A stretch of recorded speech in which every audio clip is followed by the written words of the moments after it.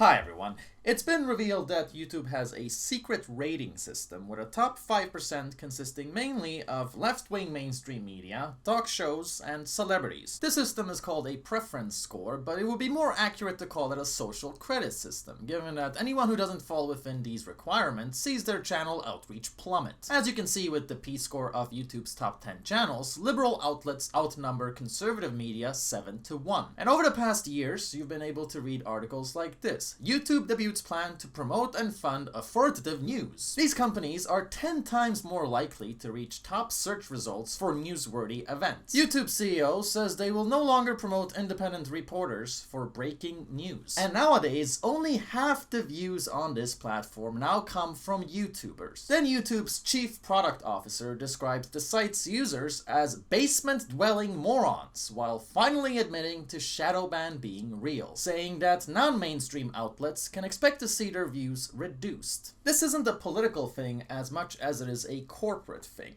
If you watch Tim Pool, for example, Fox News shows up on autoplay. Whereas if you watch a leftist YouTuber, CNN will show up as recommended. It's all about suppressing individual content, and it's such a widespread phenomena that even cooking channels are noticing this. Even countdown entertainment channels, such as Top 5s, a channel similar to Watch Mojo, except they do countdown lists with weird stuff instead. Sargon did a great video on this, covering tons of facts, and the following clip speaks for itself. I think that, frankly, YouTube have been doing this for a while. If you go back to 2017, weekly video views gained for CNN. It's not incomparable to this channel, but as you can see, there's been a general rise over time. And now they're getting 63 million video views a week from the 11 million that they were getting 3 years ago.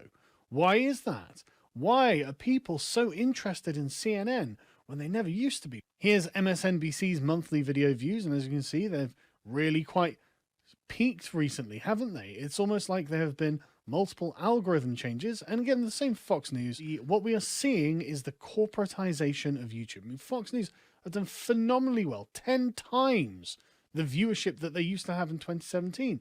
Now, you could say, well, maybe this is something that Fox News has done. Well, maybe, but the content is absolutely no different whatsoever. The hackers who discovered this preference score made interesting findings in YouTube's source code. Quote, when we look at our analytics, you can literally see the decline in viewership the minute that videos become demonetized. This is something that YouTube has denied publicly for a long time. And yet I've noticed it on my channel for a long time. YouTube made quite the mistake when they revealed to me that your video does 100% better when we recommend it. Most of the time that's not the case though, since this only showed up on a video that was lucky enough to get monetized and roasted Tim Pool. Then we got my video on how Erdogan is trying to create a new migrant crisis because Turkey's economy is plummeting due to his authoritarian policies. And suddenly, after manually reviewing your video, we've decided it's not suitable for all advertisers. Your audience interest in this video is lower than usual. After manually reviewing your video, we've decided it's not suitable for all advertisers. Your audience interest in this video is lower than usual. Mainstream news get 10 times more views than YouTubers. Yeah, I think I'm seeing a pattern here. But YouTube is so amoral, they would rather make me feel like I'm the problem. It's my lack of talent and non-existing relevance that's causing these low views, of course. Not your China-inspired system. Never mind the tons of comments telling me they were never notified of this upload to begin with. Gee, I wonder why. But as these hackers pointed out, monetization is not the only metric of success. There are two types of throttling: ad throttling and feature video throttling. Video throttling seems to be more algorithmic because not only does it explain why we notice these decreases so often, but also it will constantly include reasons like the video not being family friendly, the video being throttled for overlay, etc. Which is something else that I've noticed clearly. Even videos that get monetized don't necessarily end up doing well, because there are numerous factors at play here with this system, and I'll get to those in a second, but it's now clear that outreach isn't just based on monetization. Check out my channel uploads for yourself. The general pattern here is never reaching the majority of your own audience. The most views I've gotten over the past year has been with this video, and that's pretty telling. I was really really weird when I uploaded it, because it shot up to over 100,000 views very fast in very short time, and then it just flatlined. While at the same time, circa 8,000 views just disappeared. The same phenomenon was described by a completely different channel that focuses on harm prevention with psychedelics. I want to show you guys something really quick. Here is yesterday's video.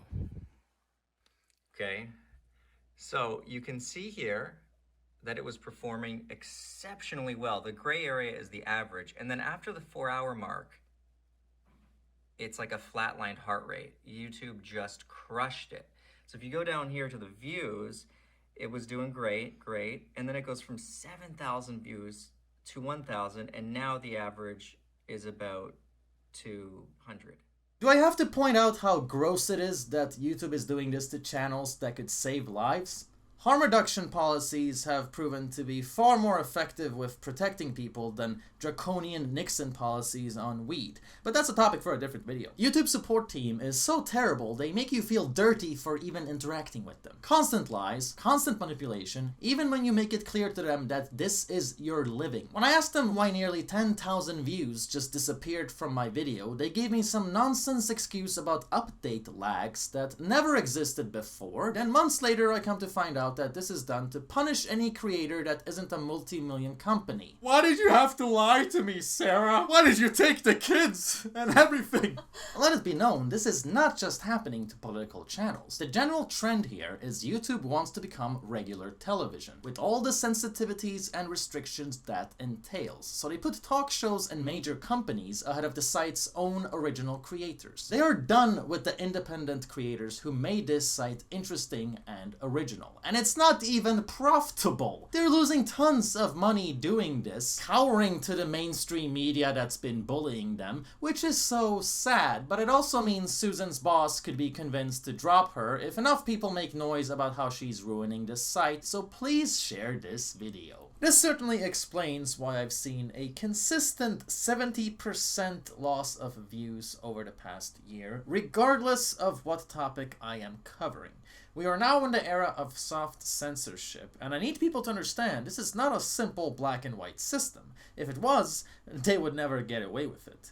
There are 4 major factors to YouTube's social credit system. Popularity, meaning views, protection, meaning family friendly, then passion and platform. If your video gets a lot of likes, comments, and shares, that makes it do way better with outreach. It gets recommended more, and it shows up more in other people's feeds, as well as your own. Liking a video also increases the likelihood that you will see more content from that channel, so it's a way of fine-tuning your own recommendations. As for the platform factor, what that means is that if people click on the video from an external site, such as a forum, a website, or a social media, Reddit, Twitter, etc., that will boost the video. And if you get views through a smart TV or a smartphone, that also bumps your success rating. So part of me hopes that this is how you can hack this system, through user engagement and sharing the video on sites outside of YouTube. The problem with that, though, is when a large portion of your audience just calls you a liar. You're not a programmer, you don't know how this works, you just sound like a paranoid conspiracy theorist. Well, that's just great. In addition to this, whenever I've tried to speak out about this over the past years, I've been barraged with a variety of Nothing's wrong with YouTube, some of your videos are just boring. You're so entitled for complaining about this. Appreciate what you get. Instead of bitching, you should just make a new video. Really? That's the kind of logic you would apply to your own job? Oh, I didn't get a salary this month. I'll just work even harder. I don't want to spread negative vibes, man. When I don't reach out, important news don't reach out. Important facts don't reach out. Exclusive material that the mainstream won't cover since it threatens their power, their narratives, and as a result, people don't get their mind broadened.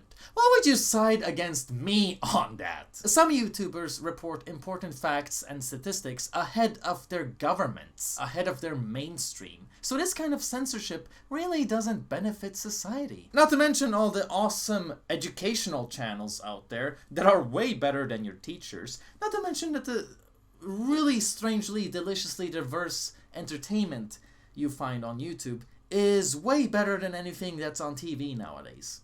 You really want to watch the 500th season of 2.5 Men? Again, I'm fine with people finding my videos boring, uninteresting, not wanting to watch everything, if they can actually see the upload first and decide for themselves. Most of the time, they don't even get to make that call because YouTube has already made it for them. They've essentially taken the you out of YouTube. This is not a free market system where the people get to decide based on what they're actually interested in, since content is being hidden from them. Every time I upload, a handful of my most devoted subscribers comment saying that their notifications didn't work, or that they've missed numerous videos. And do understand, just because you are getting notified doesn't mean that everyone else is. And also, are you even sure you're being notified?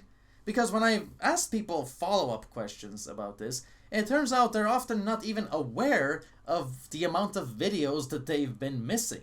They just assume that they're getting everything because they've been notified of a few. Then other people who've had notifications working suddenly find themselves having notifications not working. So I can't stress how important it is to manually check the channel for yourself. Given the complex factors of YouTube's social credit system, it's important to understand that suppression isn't gonna happen the same with every video for the same amount of people every time.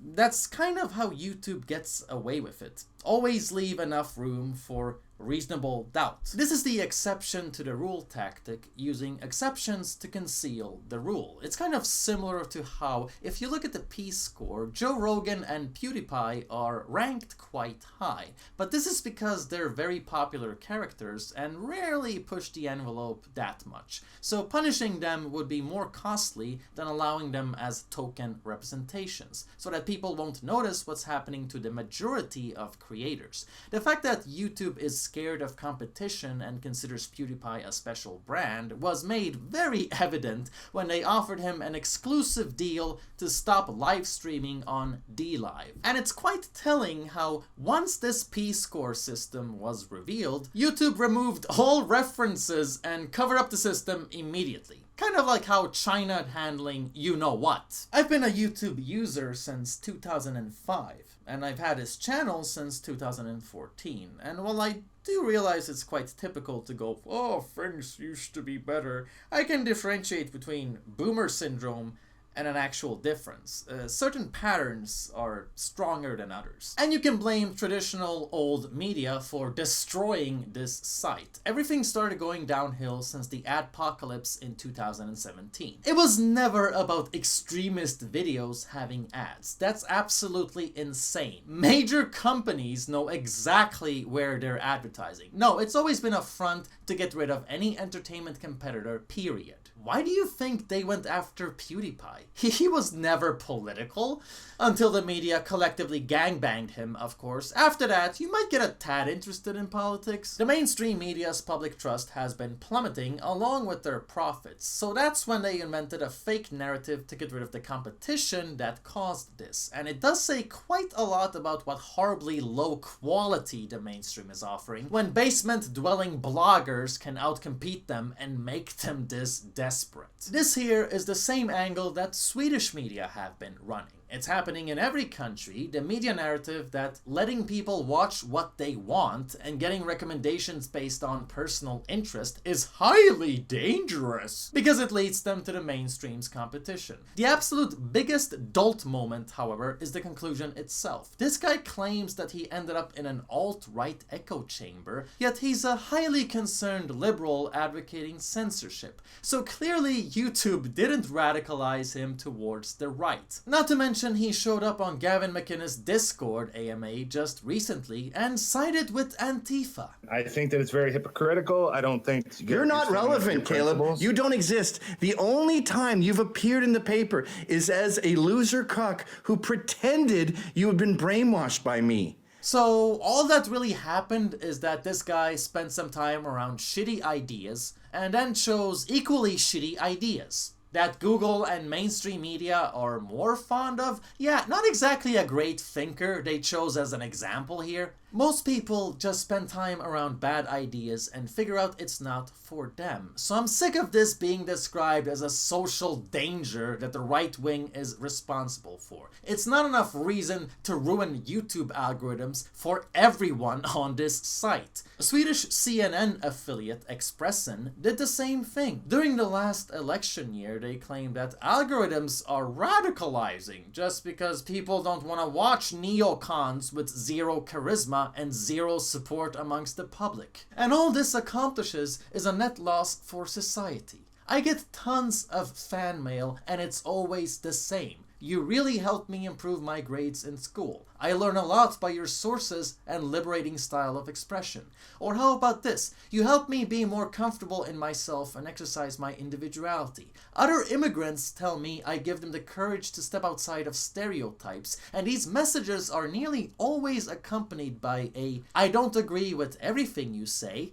So clearly people aren't blind and incapable of thinking for themselves. Clearly, normal people just get inspired instead of brainwashed. Clearly, my channel and everyone else's channel is a danger to nobody other than power-hungry corporations. When I made my first video, it instantly went viral in Sweden and became a huge thing, since it completely went against everything long established by PC culture. I was the first immigrant in this country to speak out against Swedish migration insanity, and that's not a biased description. That's exactly what it is, because this insanity punishes immigrants more than anyone else, and it's something that all parties now have tried to renounce, and even the mainstream is against it nowadays. They copied my conclusions while trying to dismiss me. This is what they're doing to everyone. We are being punished solely for being ahead of our time and making major companies look incompetent, which they are, since apparently someone in a basement can be more quick with getting the real truth out. My first video got on trending.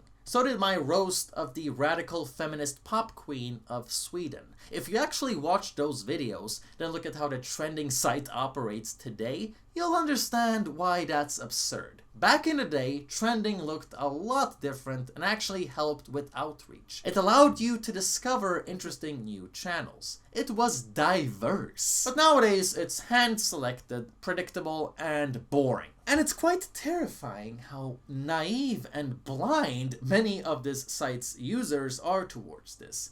What does that say about our future on this platform? You wouldn't even notice this site going downhill. People seriously think that freaking iDubbbz killed Leafy's channel. No, he had zero to do with that, because YouTube beat him to it. I know a lot of people hate Leafy, but he was foreshadowing that ended up happening to everyone else. Very popular channel with organic growth. Grew quite quickly, then ends up being shadow banned with a terrible view to sub ratio. Speaking of iDubbbz, remember when his Content Cop mysteriously got removed from trending, while Disney psychopath Logan Paul laughing at a dead body was monetized and promoted by YouTube? Yeah, there's nothing weird going on here at all. It's not like YouTube play favorites based on corporate connections. This is my livelihood, and a job that I know for a fact helps very many people in this hypersensitive, hyper-censored Swedish society. So it kind of sucks to live in constant fear that it's all gonna be taken away from you, because finding a job that you can hold down when you have both autism and ADD isn't really the easiest thing in the world. I understand that many people do succeed with that, but hey, we're all different. There's a reason or two or five why this is the first thing I've been able to excel at, while most of my life has been spent on unemployment and shrinks. Now, I finally pay taxes. This site has been a saving grace for me, instead of just allowing me to become another statistic. And I know a lot of YouTubers out there have similar stories. So feel free to share this video and its sources around to your favorite YouTubers. Try to get them talking about this. They don't know what's going on. People just assume it's normal not to reach half your audience, but when this has been a consistent pattern over time, it's clearly not due to the lack of organic interest. Now, I have BitChute, I have Telegram, I have Library, Minds, etc. feel free to follow me on there, but be aware it needs way more than this. You can't have any outreach and social impact through sites that most people don't know about. Hopefully we can change this and create buzz around the alternatives, but we're far from there yet. And last but certainly not least, don't forget to bookmark my website if you enjoy my work, because there's a good chance I'll disappear altogether if this keeps up, and as always, YouTube won't notify you about it.